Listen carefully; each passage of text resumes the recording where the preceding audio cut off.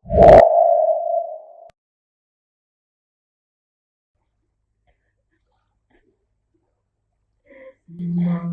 kundang anak durhaka, digantikannya kasih ibu dengan harta. Ia adalah anak yang lupa, sorga berada di bawah kaki ibunya. Dahulu kala di suatu tempat bernama Pantai Air Manis, Kota Padang, Sumatera Barat, hiduplah seorang janda tua bersama dengan seorang anak lelakinya. Janda tersebut bernama Mande Rubayah dan anak lelakinya yang bernama Malin Kundang. Malin telah lama menjalani kehidupannya sebagai anak yatim sejak ia masih kecil.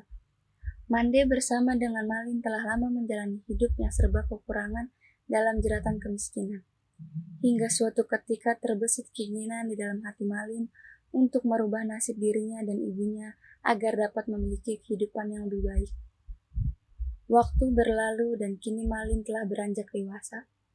Keinginan untuk keluar dari jeratan kemiskinan semakin kuat di dalam hatinya. Hingga suatu ketika sebuah berita datang dari sahabat Malin yang bernama Rashid. Ia mengabarkan kepada Malin bahwa akan datang kapal besar yang akan berlabuh di Pantai Air Manis. Assalamualaikum Malin. Waalaikumsalam. Ada apa kawanku? Baru saja aku melihat kapal besar di pinggir pantai. Apakah kau ikut? Maksudmu kita akan merantau? Tentu bukannya kau ingin berubah nasibmu. Ya aku sangat ingin sih, tapi nanti aku minta restu dulu ke ibuku. Malin pun bergegas pulang ke rumah untuk menemui ibunya dengan maksud meminta restu kepergiannya untuk merantau. Bu, bolehkah aku pergi ke negeri seberang untuk merantau? Mengapa tiba-tiba kamu ingin pergi, Nak? Ya justru aku ingin merubah nasib kita, Bu. Sudahkah kamu pikirkan matang-matang? Insya Allah sudah, Bu. Baiklah, jika kau ingin pergi dan kau sudah pikirkan matang-matang, pergilah, Nak. Tapi jangan lupakan ibumu yang sudah tua ini. Jika cita-citamu sudah tercapai, baliklah, Nak. Baik, Bu. Malin tidak akan melupakan Ibu. Keesokan harinya Malin Kundang dan Rashid bertolak menuju negeri seberang dengan menumpang kapal besar bermuatan barang dagangan. Ibu Malin hanya bisa pasrah merelakan kepergian putranya tersebut. Perjalanan Malin dan Rashid pun berakhir, dan mereka sampai di tempat tujuan perantauan mereka. Setibanya di tanah rantau, mereka beristirahat sejenak di sebuah saung. Nah, lo harus apa kita? Selanjutnya, Rashid. Aku juga belum tahu Malin. Kita harus berikhtiar. Tanpa mereka sadari, percakapan dua sahabat itu didengar oleh salah seorang pengunjung yang tak lain adalah seorang saudagar kaya raya. Hei anak muda, apakah kalian sedang membutuhkan pekerjaan? Kebetulan sekali saya sangat membutuhkan 2 orang pekerja seperti kalian. Sungguhkah Tuan? Kapan kita bisa mulai bekerja? Baiklah, Malin, Rashid.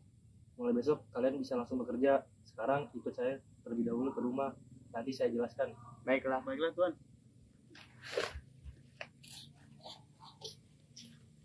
Akhirnya Malin dan Rashid ikut serta bersama dengan saudagar kaya tersebut. Mereka tinggal di salah satu bilik di kediaman saudagar. Tanpa mereka sadari, saudagar telah lama memperhatikan segala gerak-gerik serta aktivitas mereka. Hingga saudagar menyadari satu hal bahwa Malin lebih cepatan, rajin, dan cerdas dalam bekerja jika dibandingkan dengan Rashid. Suatu ketika datanglah putri saudagar ke tempat Malin bekerja. Ia bermaksud untuk meninjau bisnis milik ayahandanya yang suatu saat nanti akan menjadi miliknya.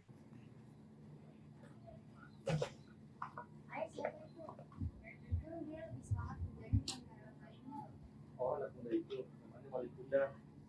Memang ada apa?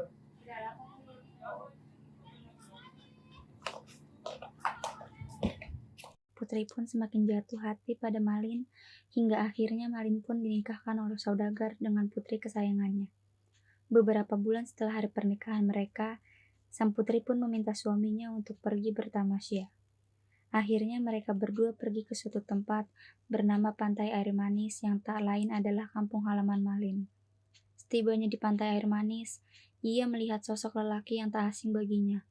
Lelaki itu tak lain adalah Rashid, sahabat lamanya. Rashid, apa itu kau? Kau sudah sukses kali. Ya, seperti yang kau lihat. Kagum dengan kau. Masih sudah pergi. Sudah. Itu kawan, hati.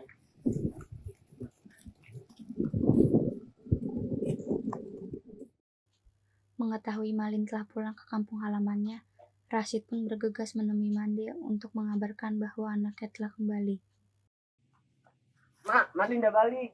Tunggu, Sungguh, Mak. ayo antarkan Mak ke pelabuhan, Rashid. Baik, Mak. Mande dan Rashid bergegas menuju tepian pantai, berharap Malin masih berada di sana dan belum beranjak kemana-mana. Melihat ibunya yang datang dari kejauhan, berlari menghampirinya dengan pakaian compang-camping, Malin pun merasa sangat malu, terlebih terhadap istrinya. Malin, tahukah itu?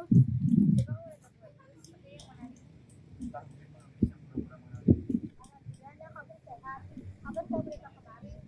Mengapa kamu tidak mengunjungi dulu? Apakah dia? Siapakah engkau?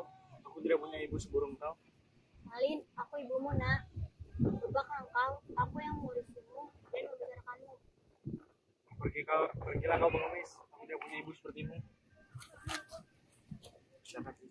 Mendengar kata-kata Malin, Mande pun menangis menahan kesedihan yang luar biasa. Ia pun pergi meninggalkan Malin dan istrinya. Mande tersungkur ke tanah. Ada apa dengan putraku? Setelah sekian lama, jika dia bukan putraku, maafkanlah. Dan jika dia putraku, hukumlah dia. Tiba-tiba terdengar gemuruh di tengah lautan, di sebuah kapal yang dinaiki oleh Malin dan istrinya.